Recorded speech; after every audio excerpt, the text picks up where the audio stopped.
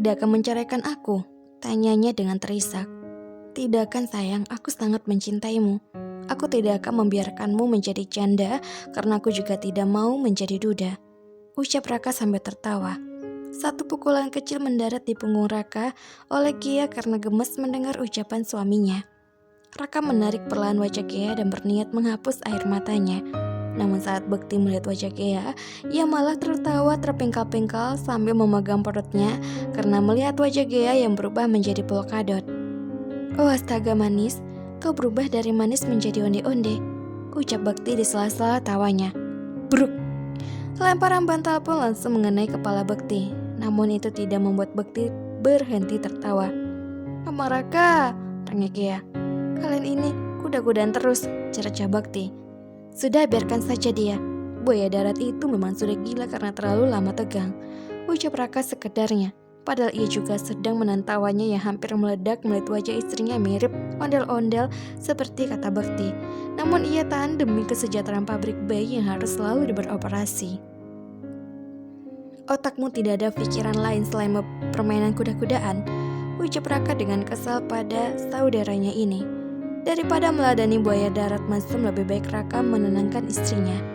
Sayang jangan menangis lagi, sebentar lagi dokter akan datang dan memeriksamu, ucap Raka dengan sangat lembut pada Gia. Tak lama setelah itu dokter datang bersama dengan Pak Indra. Seorang pria tampan berjas putih datang menghampiri Gia untuk memeriksanya. Boleh aku memeriksanya? Tanya dokter itu, karena Raka terlihat seperti tidak rela istri kesayangannya disentuh oleh dokter itu untuk diperiksa. Hei tuan, aku mau memeriksa istrimu bukan untuk memakannya. Kenapa kau takut sekali?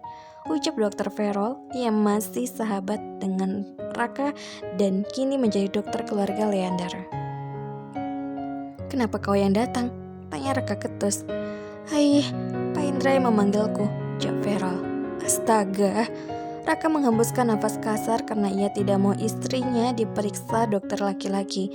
Namun bagaimana lagi jika tidak diperiksa kasihan istrinya, pikir Raka. Baiklah, periksa istriku dan jangan menyentuh yang tidak boleh disentuh, ucap Raka posesif. Kau tenang saja, memangnya aku mau menyentuh apa? Jawab Verol, kemudian ia duduk di dekat Gia dan Raka, kemudian ia mencoba memeriksanya. Tekanan darahmu sangat rendah, Nona. Apa kau sering pusing? Tanya Verol. Iya, kepalaku memang selalu pusing, jawab Gia.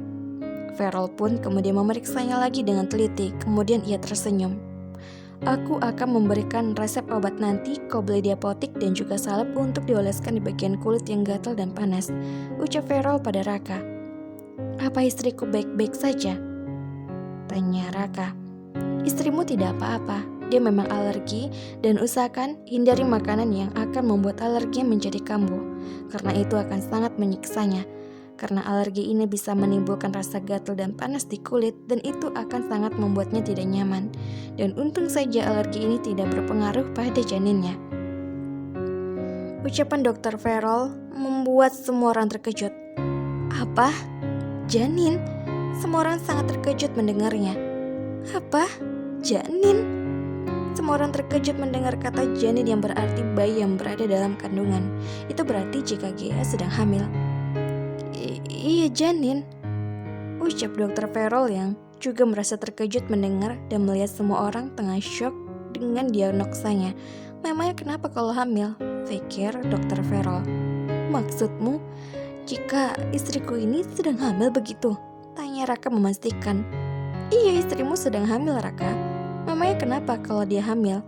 Tanya dokter Verol penasaran dengan reaksi semua orang. Tentu saja aku sangat bahagia kalau istriku ini hamil. Aku tidak tahu jika Gia sedang hamil, ucap Raka melihat ke arah Gia. Aku juga tidak tahu kalau aku sedang hamil lah Raka, ucap Gia yang takut melihat ke arah Raka. Tidak apa-apa sayang, bagaimana kau tahu kita bahkan belum pergi ke dokter untuk periksa, ucap Raka membelai lembut rambut Gia. Aku perkirakan usia kandungannya baru sekitar 4 minggu. Aku sarankan kalian pergi ke dokter kandungan agar semuanya bisa lebih jelas, ucap dokter Verol. Baiklah, Pak Indra, nanti tolong kau atur semuanya, ucap Raka pada Pak Indra. Baik Tuan Muda, ucap Pak Indra setelah selesai memeriksa Dr. Verol pun langsung pulang dan yang lainnya pun ikut keluar dari kamar. Hai Nona Muda, selamat ya Nona Muda, rupanya sekarang Nona tidak akan lama lagi akan menjadi seorang ibu, ucap Bekti sambil tertawa dan pergi dari kamar Raka. Abang Raka, maaf ya, aku tidak tahu jika aku sedang hamil, ucap Kea. Kenapa harus minta maaf sayang? Aku sangat bahagia kau hamil, itu artinya aku akan menjadi seorang ayah, ucap Raka kemudian memeluk Kea. Kea masih berpikir mungkin saja diagnosa Dr. Verol itu salah, karena setahu Kea selama ini ia selalu meminum pil kontrasepsi setiap hari. Bagaimana mungkin aku hamil?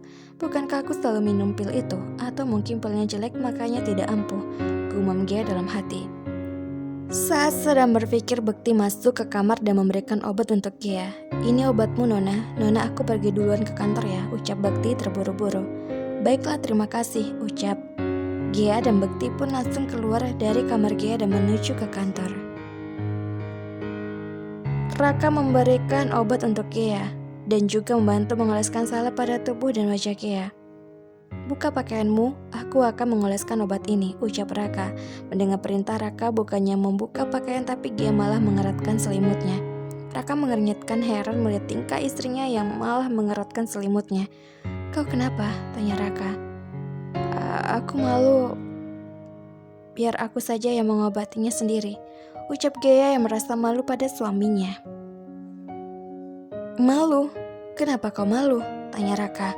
Aku malu Abang Raka, tubuhku sekarang pasti berwarna-warni, ucap Kea. Raka malah tertawa mendengar ucapan Kea mengatakan jika tubuhnya berwarna-warni. Sudahlah tidak usah malu, lagi pula aku sudah melihat semuanya dari atas sampai bawah, ucap Raka. Abang Raka. Kea semakin malu saja mendengar ucapan Raka. Di kantor, tak terasa waktu sudah menunjukkan waktu makan siang. Hari ini Raka tidak jadi pergi ke kantor karena istri kecilnya sedang alergi dan hamil. Maka dari itu Raka harus ekstra menjaganya takut jika nanti Kea keguguran.